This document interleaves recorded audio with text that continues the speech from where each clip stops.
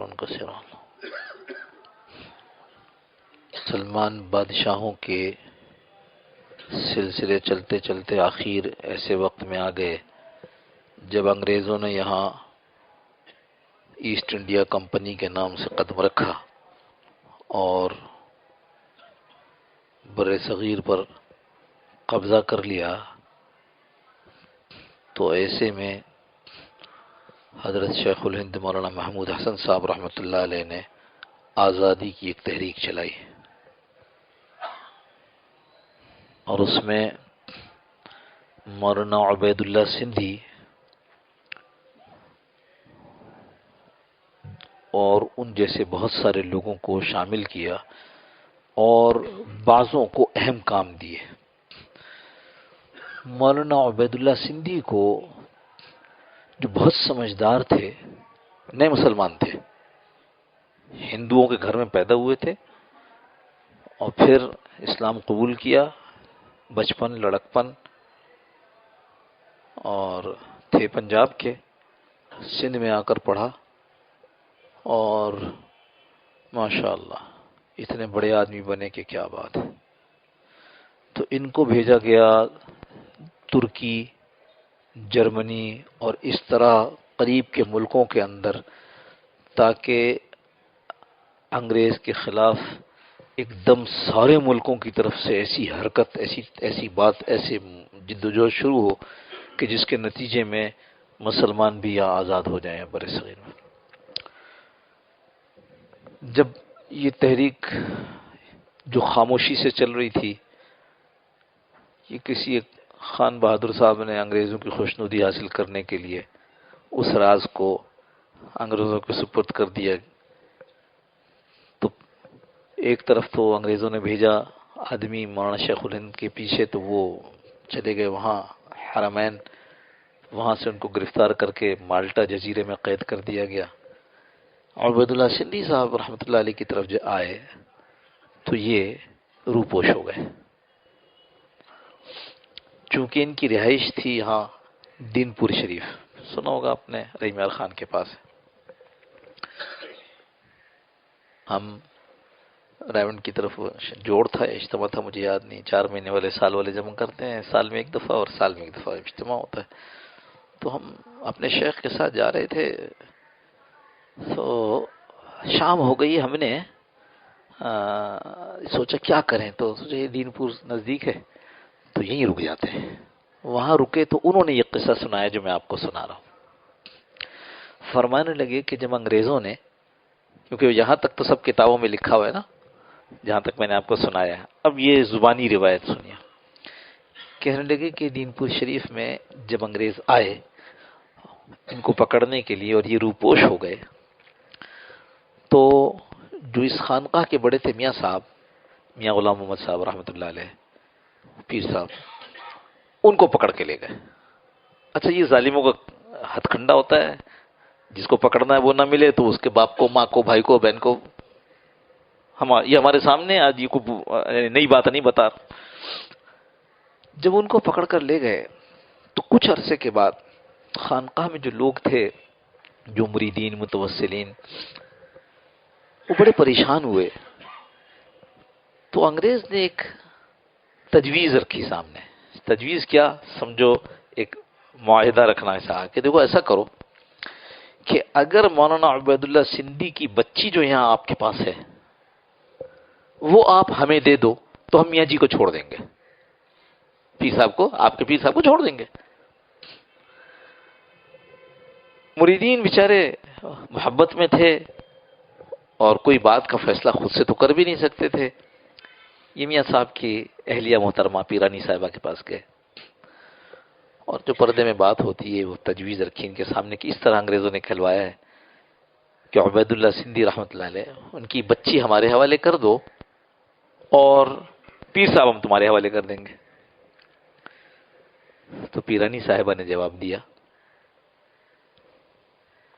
کیا عورتیں تھیں، عورتیں گریجویٹ نہیں تھی، پی ایچ ڈی نہیں تھی، لیکن جانتی تھی کہ کیا کرنا ہے۔ تو مریدوں کو کہا کہ اگر اس قسم کی کسی بات کا فیصلہ تم نے کیا تو سب سے پہلے میں اس بچی کو لے کر سامنے والے کنویں میں چھلانگ لگا دوں گی، پھر پکڑتے رہنا کسی کو بھی۔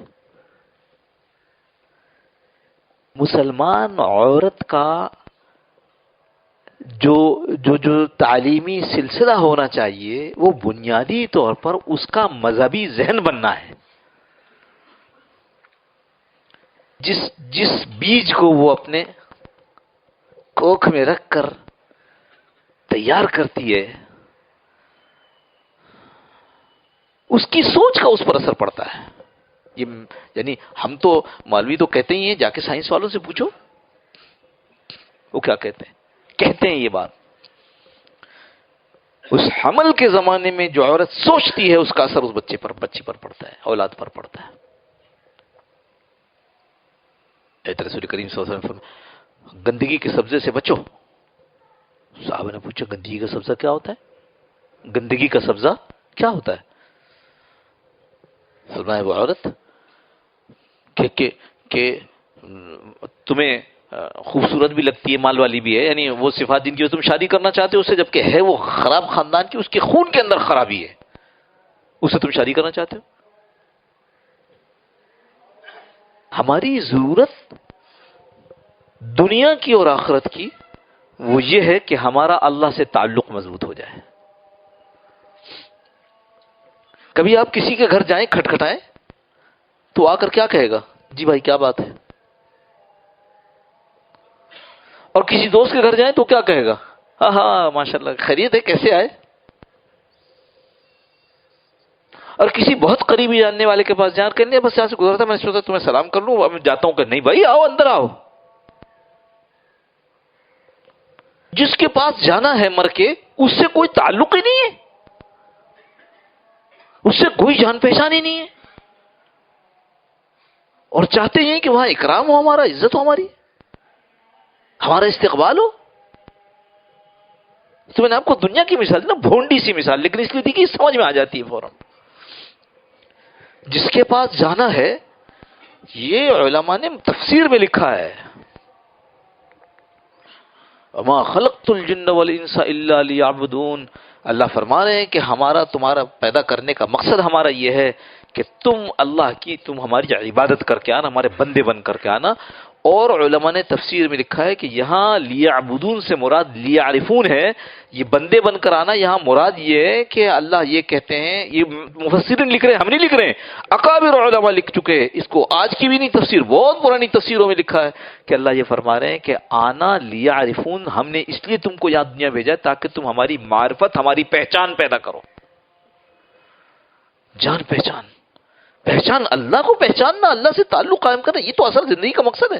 ہاں پھر کسی نے یہ اشکال قائم کیا کہ جب لیعرفون کہنا تھا، پہچان پیدا کرنا تھا، تو پھر لیعبدون کیوں فرمایا؟ تو پھر مفسرین نے اس کا جواب دیا ہے کہ اس لیے فرمایا کہ یہ لیعرفون، یہ لیعبدون کے ذریعے پیدا ہوگی، جب تم اللہ کے بندے بنو گے نا تو اللہ کی پہچان ملے گی۔ ورنہ تو ہندوؤں کی طرح ساری زندگی جو ہے وہ ایک پاؤں زمین پہ کھڑا کر کے، ایک پاؤں زمین سے اٹھا کر ایک پاؤں گنگا جمنا میں کھڑے رہو کہ اللہ کی معرفت نہیں ملتی۔ یہ جو مہاتما بدھ والے لوگ ہیں وہ کہ بھئی وہ نروانا میں چلے گئے اور جناب وہ وہاں۔ دوستو جو نسل تیار کرنی ہے اس نسل کے مالی کو تو سکھاؤ کہ کیسے تیار کرنی ہے۔ آپ اپنے باغ کے لیے کوئی اناڑی آدمی نہیں رکھتے اور اپنی خاندان کا باغ لگا رہے ہیں اناڑیوں کے ذریعے۔ سبحان اللہ، کیا کریں، اتنا دکھ ہوتا ہے یہ دیکھ کر، یہ تو میں پھر آپ سے عرض کروں، میں نے گزشتہ جمعے میں عرض کیا تھا کہ آپ لوگوں کو کہہ رہا ہوں تو کچھ ادھر آ رہی ہوگی انشاءاللہ، عام آدمی تو اس کو قبول کرنے کی تیار ہی نہیں ہے۔ کہتے ہیں وہ صاحب کیسی بات کریں کہ عورتوں کو پڑھانا چھوڑ دیں؟ ہم کب کریں پڑھانا چھوڑ دو بھائی؟ اس کو سب سے پہلے وہ پڑھاؤ جو اس کے لیے سب سے زیادہ ضروری ہے، یعنی اللہ سے تعلق کیسے ہوتا ہے۔ پھر اس کو وہ پڑھاؤ کہ آگے اللہ سے تعلق پیدا کرنے کے لیے جو نسل بنا رہی ہے وہ نسل کیسے تربیت کرے گی، پھر جو پڑھانا ہے پڑھاؤ۔ کہتے نہیں، وہ اتنا خوبصورت نعرہ دیا ہے کہ نہیں یہ امتیازی سلوک ہوتا ہے عورتوں سے، جو مرد کرتے ہیں وہ عورتیں کریں گی، ڈسکریمنیشن۔ ہاں، جینڈر ڈسکریمنیشن، ہم بھی ایسے روب میں آئے ہوئے ہیں کہ قبول کرتے ہیں. ایسے تھوڑی ہوتا ہے بھائی. آج یہ بن رہا ہے آپ کا سی پیک، کروڑوں کا منصوبہ ہے، اربوں کا، بلکہ کروڑوں کیوں کہوں. اور ڈاؤ میڈیکل کالج سے فارغ 6-7 ڈاکٹر جا کر کے وہاں کے ہم کو رکھو اس پروجیکٹ پہ. کہ بھائی یہ تو انجینئرنگ کا کام ہے. کا یہ ڈسکریمنیشن، امتیازی سلوک. ہم انسان نہیں ہیں، ہمیں رکھو. کہ بھائی ہر کام کا آدمی ہوتا ہے.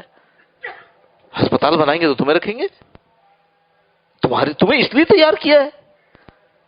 یہ انجینئرنگ والوں کا کام ہے. نہیں نہیں ہمارے ساتھ تو کرے گا. آپ کو یہ بات کرو، سمجھ میں آ رہی ہے؟ کچھ کرے گا. عدالت کا دروازہ کھٹکھٹائیں گے. سب سے ہائیسٹ جس کو سمجھتے ہو پاکستان میں یا کسی ملک میں، تو وہ بھی کہے گی تم پاگل ہو گئے ہو. تو اللہ نے جس کو جس کام کے لیے تیار کیا اس کام وہ کام کرواؤ نا. ڈسکریمنیشن یعنی عجیب عجیب طریقے سے باطل نے ہمارے اوپر چیزیں مسلط کی ہیں اور ہم نے اس کو قبول کیا، اور ہم کہتے ہیں نہیں نہیں نہیں، سب سے زیادہ مساوات اسلام میں ہے. سبحان اللہ. مساوات ہے اسلام کے اندر، لیکن مساوات کس میں؟ عزت میں ہے، احترام میں ہے، حقوق میں ہے. اس میں نہیں ہے کہ جو تم کو اللہ نے اس لیے تیار کیا تھا تم یہ والا کام کرو جس کے لیے کسی اور کو تیار کیا. مگر دوستو پھر بار بار بات یہ کہتا ہوں، ہم آپ سے تھوڑی تھوڑی ہمارے پیش نظر وہ مخلوق نہیں جو باہر پھر رہی ہے. ہم تو سچی بات ہے جمعے کے سے پہلے کا بیان بھی آپ لوگوں کے لیے کرتے ہیں جو جمعے کے بعد بیٹھ رہے ہوتے ہیں. سچی بات ہے. جن کے پیش نظر یہ نہیں ہے کہ یار نماز تو پڑھنی ہے، چلو اب جا کر بیٹھتے ہیں، مولوی صاحب جو سنائیں گے سن لیں گے. ہمارے تو پیش نظر اس وقت بھی آپ لوگ ہوتے ہیں جو اس بات کو سمجھتے ہیں کہ بھائی نماز ختم ہو گئی، ابھی جا کر کھانا بھی کھا سکتے ہیں، ابھی جا کر کے دوستوں کے گپے بھی مار سکتے ہیں. نہیں، لیکن تھوڑی سی اللہ کی بات ہو، خالص اللہ. میرے لیے نہیں بیٹھتے آپ کس کے لیے بیٹھتے ہیں؟ خالص اللہ کے لیے. ذہن سازی کیجئے اپنے گھر والوں کی. یہ چھوٹی میں پتہ کتنے، یعنی آج بھی میں نے بڑی مشکل سے یہ ختم کیا یہ والا اب آخری، تاکہ کل اگلا جمعہ تو انشاءاللہ اس موضوع کا آخری ہو جائے نا. بہت مشکل سے ختم کیا. سمجھو جو پتہ نہیں کتنی باتیں تو بس یہاں رہ گئیں. لیکن یہ اتنا اس لیے کر رہے ہیں کہ اپنے گھر والوں کا ذہن بنائیے، اپنے دوستوں کا ذہن بنائیے.